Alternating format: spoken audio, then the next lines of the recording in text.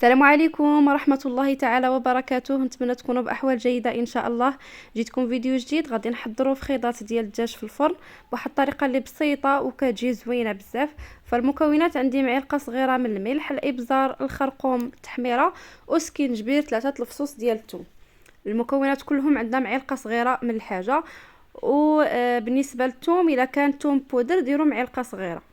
صافي هنا غادي نضيف معلقة كبيرة من صلصة الصوجة،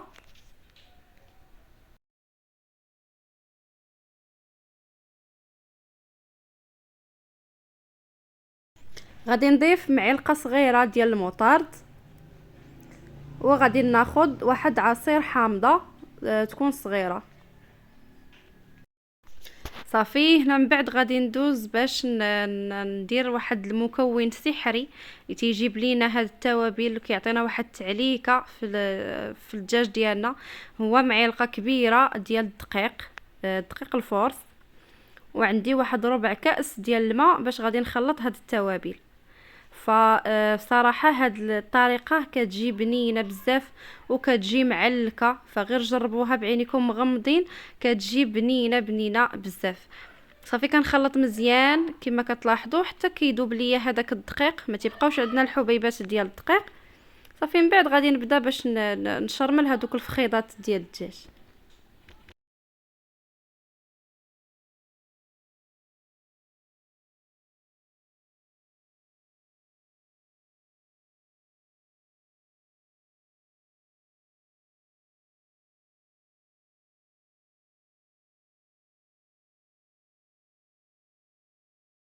صافي هنا غادي ندوز باش نشرمل هذوك الفخيضات.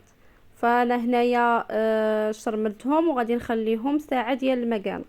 فمن الاحسن تشرملوهم بالليل الا كان عندكم الوقت، تشرملوهم بالليل وتخليهم ليله كامله. الصراحه قد ما تشربوا مزيان هذيك التوابل قد ما حتى يجيو بنان وفتيين.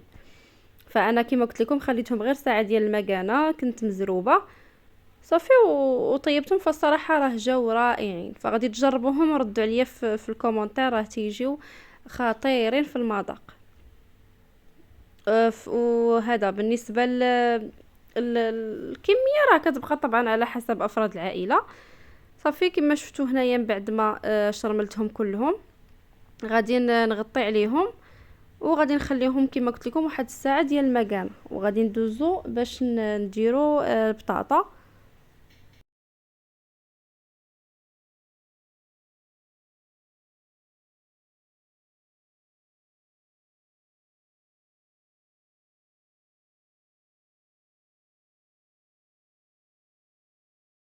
هنا بطاطا بعد ما قطعتها كما كتلاحظوا بهذا الشكل كنديرها تغلى 5 دقائق، ما كنفوتهاش غير 5 دقائق. صافي كنطفي عليها البوطه ونصفيها، ما تخليوهاش تسلق مزيان حيت راه باقي غادي طيب لينا في الفرن. هنا غادي ناخذ المول اللي غادي نطيب فيه الدجاج، فكندير فيه شويه ديال زيت العود مع زيت لوسيور، وكندهن هذيك المول كما كتلاحظوا بهذا الشكل. صافي وكنبدا كنستفو. فالقياس كما قلت لكم في الاول كيبقى طبعا اختياري، فتبعوا معايا غير الطريقه ديال الشرموله او التتبيله اللي درنا في هذا الدجاج.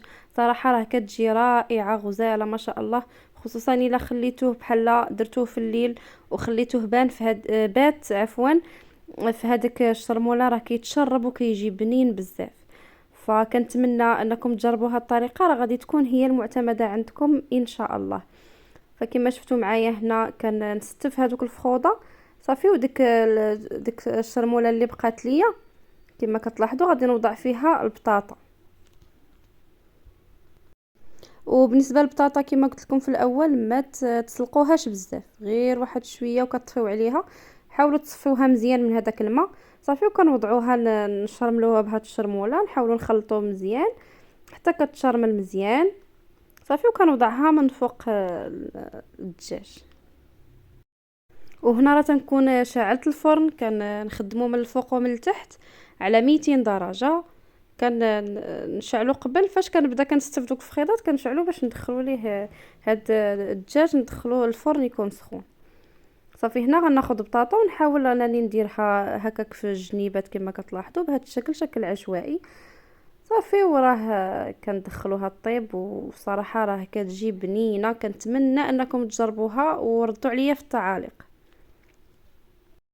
فهنا راه ما تصوراتش ليا اللقطه فاش غادي نغطي هاد الدجاج. فغطيته ببابي كويسون وبابي الومنيوم من الفوق، باش كنزمت عليهم هكا باش كيطيب هذاك الدجاج.